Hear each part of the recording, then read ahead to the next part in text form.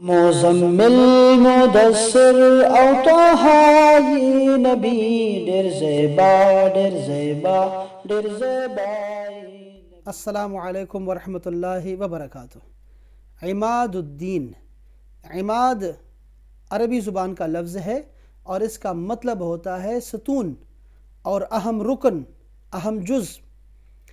تب جب آپ بچے کا نام رکھتے ہیں عماد، فقط عماد، تو یہ نام اچھا نہیں ہے، اس حوالے سے کہ معنی اس کا اتنا اچھا نہیں ہے، تو آپ نے اس کو مرکب استعمال کرنا ہے، یعنی عماد الدین، یعنی دین کا ستون، دین کا اہم رکن، دین کا اہم جزو، تو پھر معنی خوبصورت بنتا ہے۔ اور عرب میں عماد الدین کو بطور لقب استعمال کیا جاتا ہے، نام محمد احمد ہوتا ہے اور اس کو شروع میں کہتے ہیں عماد الدین محمد، تو عماد الدین لقب کے طور پہ علامہ ابن کثیر کا بھی یہ استعمال ہوتا ہے۔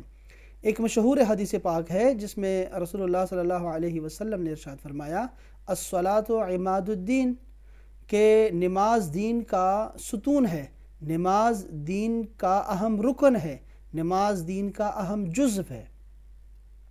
تو جب آپ نام رکھتے ہیں عماد الدین تو اس حدیث پاک کی برکت بھی آپ کو جو ہے ملے گی اس کا۔ اور دین کا معنی کیا ہوتا ہے؟ دین کا مطلب دو ہوتے ہیں، یعنی ایک ہے نظام، سسٹم، اور ایک ہے بدلہ، یعنی اچھائی کا برائی کا بدلہ۔ تو جب ہم اسلام کو دین کہتے ہیں تو بطور نظام اس کو لیتے ہیں، اور اللہ پاک نے فرمایا کہ قانون اور نظام اللہ کے ہاں جو قبول ہوگا وہ اسلام ہی قبول ہوگا۔ تو آپ اسلام کا ایک اہم رکن کہتے ہیں جب آپ بچے کا نام رکھتے ہیں، تو بہت خوبصورت نام ہے، اس کو آپ ضرور رکھیں۔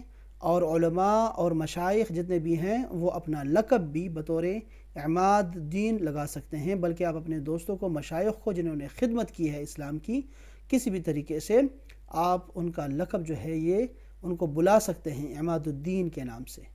السلام علیکم ورحمۃ اللہ وبرکاتہ۔